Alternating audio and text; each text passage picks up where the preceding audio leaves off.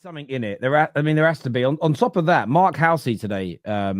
Keith Hackett, the former head of the PGMOL, who's out of the loop now. He's come out in the last few weeks and he's slagged off some of the decisions and he hasn't towed the party line. He's also revealed today that a number of years ago he tried having drugs testing put in place for the referees, and it was like slammed. And as part of you can understand now why they wanted to move him on. There's obviously a reason he wants to bring drug testing in, because they're hearing, and one thing I'd say about these referees, where and I don't blame them from the perspective of, again, if you ever work in an industry that's quite got problems, but you're in it a long time, you sometimes become a little bit numb and you think the behavior is okay. We've seen this in the banking world. I think if you look at Hollywood, we as outsiders go, it's insidious. But people that work in it, it's almost like couching couches are normal in that industry. For us, we think it's mental. For them, it's just kind of like, well, it's what goes on, right? These referees are so insulated, so protected, and it's so sort of like an old gentleman's club, jobs for pals and everything. I almost feel like there's this element of, I can do what I want because even if it comes out, I'm going to get protected. I can do what I want because I'm insulated. There almost isn't the fact that if you've got such a high profile job, why are you filming yourself doing these things? Anyway, even if you want to do it, you'd be like, listen, you've got to keep this on the down low, guys. There seems to be this arrogance of what's going to happen. Well, man fucked around. I think, Terry, it highlights the bigger spotlight, isn't it? That all the referees have got a bias. Like we said, he's gone around saying these things out loud in the public. Let's not imagine the conversations they're having behind closed doors to each other about certain managers saying, oh, I don't like him. They're probably making deals with each other. Oh, when you referee this game this week, make sure you're a bit harder on him. Like, these are probably the conversations that referees are having now, because you're seeing him coming out saying these things about Klopp, saying these things about Liverpool. Like we said, everyone's always got out there, and Chelsea fans have, what is it? Anthony Taylor? No, it's not Anthony Taylor. Is it Anthony Taylor, your referee? Anthony Taylor. Anthony Taylor, they say, whenever he refs our games, we hate him. And now it just looks like it's probably true, because there is certain referees that have certain agendas against teams. It's very clear to see. And David Coote's just given everyone a reason to believe that even more. So the refs can't, like I said, the players coming out and backing the refs is just silly at this point. They should double down on the fact that referees are rubbish, and we need to get an automated system in place. I mean, VAR is already a move towards that. The goal line technology. There needs to be more work put in place so that all refereeing decisions are automated by, AI David, technology of some sorts, because then they can't get it wrong. Well, how's your AI program coming along, David? Well, I don't have to do it anymore, Simon. Very good. Genuinely, it's not hard to do. The AI can do it very easily. Well, not very easily. It would take like a lot of coding to do, but like it's doable. Yeah, but for someone with a brain like yours. Yeah, but I feel like, again, if you want to, from the way I look at it, is like, I think all referees have bias, and I said this on Mo Show the other day, and they were like, "Oh my god, you can't say that! It brings the whole game into disrepute." I was like, "No, I just think as people, everyone has bias." So like, even as simply as if referees review a game, like they'll review loads of games before they referee Arsenal versus Chelsea. Let's say Gabriel commits this many fouls in a game, and they tend to be him pulling shirts. When he goes into that game, as soon as he sees Gabriel near a shirt pulled, he's probably going to assume Gabriel's done it. Is that a bias? Probably, because Gabriel may not have done it. But I think they've all got a certain level of bias. It's just the fact that David Coote has now gone, well, I hate this particular person and this, that, and the other. And it's now given every other fan base the ability to believe that it's true. That's the thing. Like, we all sit here as fans and we go, like, we don't want to believe it's true. But at the end of the day, these referees are. Would you say there's a difference, though, between a bias that... So Howard Webb gave the example on the overlap that Leon Osman was running through on goal. And from his angle, it looked like Catamol clipped his ankle. So he gave a penalty, I think a red card as well. The replays later showed him that there was no contact. And I think it was... What's the lady's name that's on there? Well, I don't remember her name. Against Man United by any chance? No. It was... How would Leon Osman and Catamol involve Man United? Everton and Sunderland. Oh yeah, of course, yeah. Oh my god! You're such an Essex boy, honestly. No, 100% Howard Webb had a bias when United. But okay, cool. But hang on a minute. So this happened, and then who's the girl who's the lady that does Jill Scott? Jill Scott, sorry. I do know her name. I just forgot for a second. She turned around and said, but do you think you maybe have a bias because it was Lee Cattermole that you thought made the challenge? So I get that those types of biases will exist.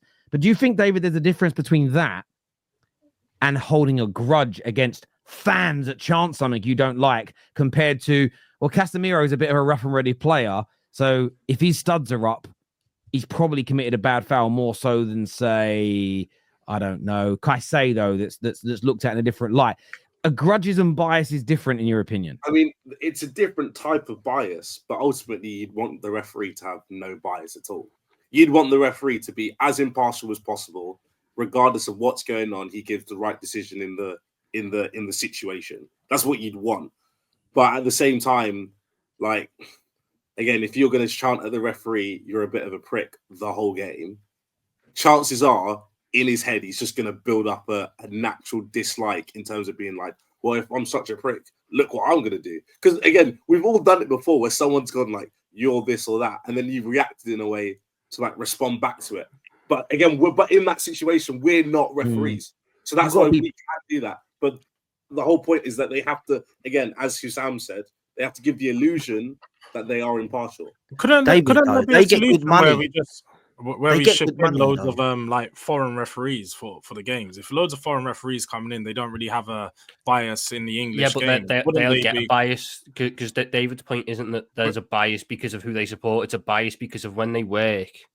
Such a thing happens. No, but I mean, like having a Champions League games, there's loads of different referees from all over the world sort of just chipping in and playing their part. And so you never really have too much of a consistency in the same way. I know it'd probably be a lot of money and a lot of investment, but if that's what we need to keep bias out of the game, and it needs to be loads of different referees, and that I think that's they just need to have to hold accountability after games. It's simple as, listen, at the end of the day, these guys get paid a lot of money.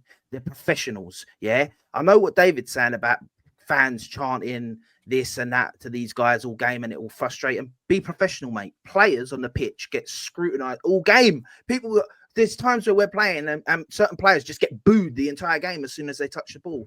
But if they go in 2-footing than someone, there's no, but the fans, they were onto him all game, so he lashed out a little bit and it's sort of rushed, let him get away with that one. No, it's that these refs don't have to hold accountability for any mistakes. That's, I think, the biggest problem. Yeah, no one said when Roy Keane ended Haaland's career because Haaland laughed at him when he done his cruciate. Nobody went, yeah, but Roy Keane's only human. You know, he held a grudge, but he's only human. They said that's a scumbag thing to do. So no, I do hear you, but I like what George said. I think that there is something in that.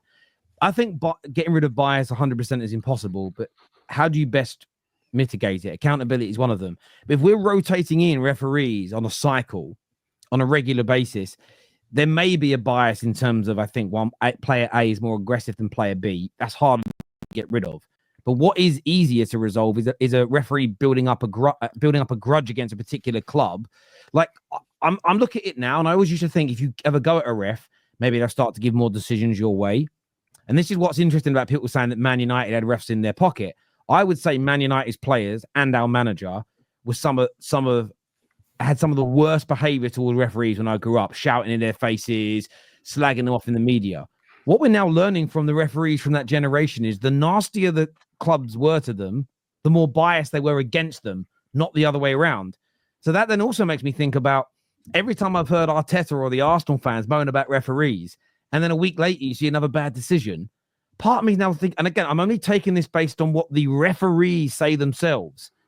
Anthony Taylor continues to give bad decisions against Chelsea. Wolves conceded a penalty last season when the opponent kicked the floor. Wolves fans went mad. They wrote letters. It was trending everywhere. A week, 2 weeks later, the same thing happened again and it went against them. I'm now looking at it and thinking, based on what loads of previous ex-referees and current referees have said, are they not just going, all right, you're going to bring the game into, you're going to out us publicly? You wait till the next time we get a chance to get. That's how it fit now. And me as a fan, looking at what they say, that's how it feels now. I used to think if you slag them off, they'd be a bit too scared to go against you. It seems like no, they don't. They stand up and go, going to screw you over the first chance we get. This is what Coot's done. He's now beforehand. If anyone said this and it got brought up to the pundits, they'd laugh you off. They'd call you a conspiracy theorist, this, that, and the other. There's no basis for this. Now what Coot's done, and now it's out in the public, it gives more of a merit to all of these arguments because there's evidence that a current Premier League ref held a bias for at least 4 years that we've got evidence of. Yeah. And it causes this spiral then of, well, what does...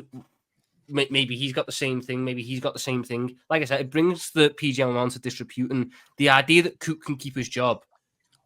A, I don't think you can keep your job anyway with the offences he's done.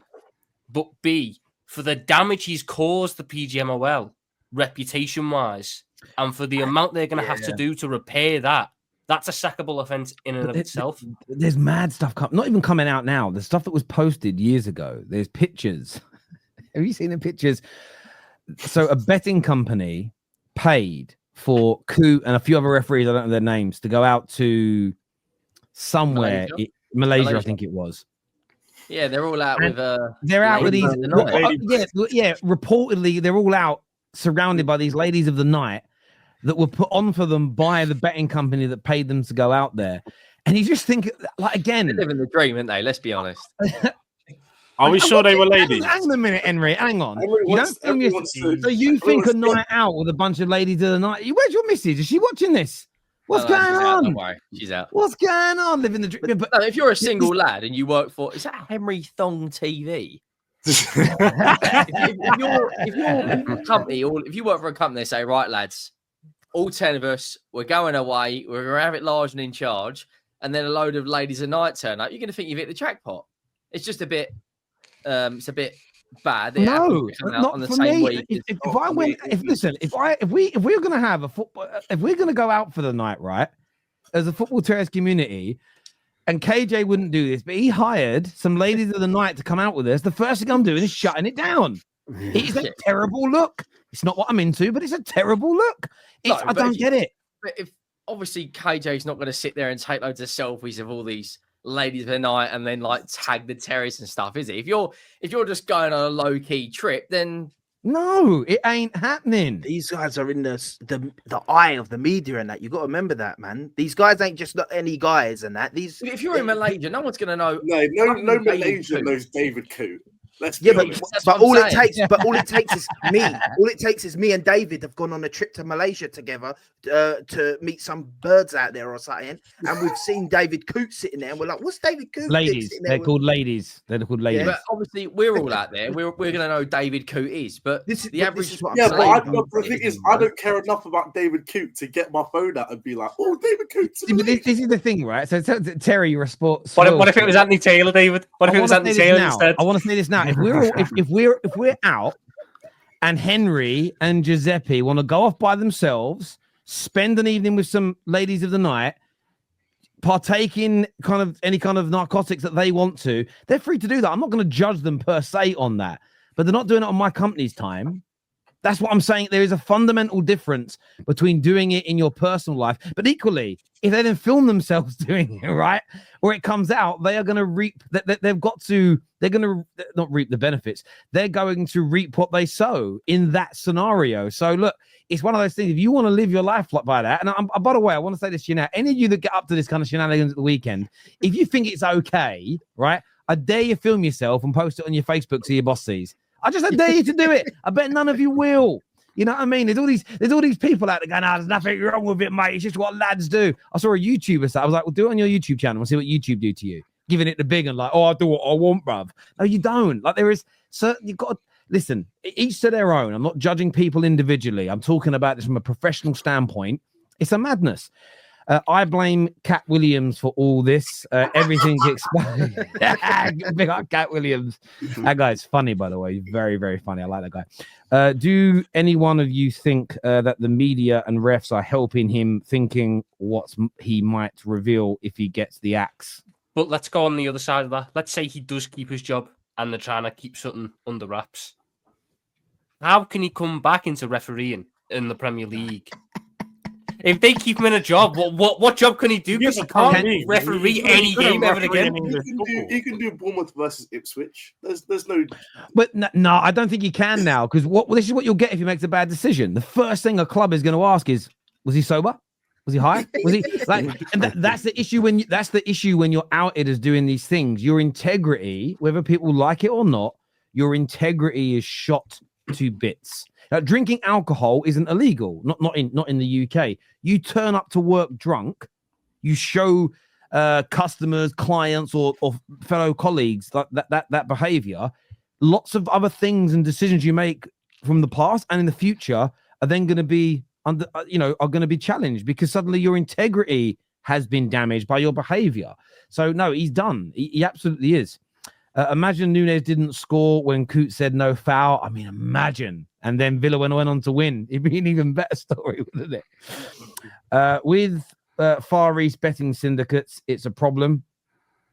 I did read a rumor on this on Twitter, though, that betting company is also financed by the UAE, which a lot of people say connects to City and everything else. But look, viewers, I'd love to get more of your thoughts, feelings, opinions.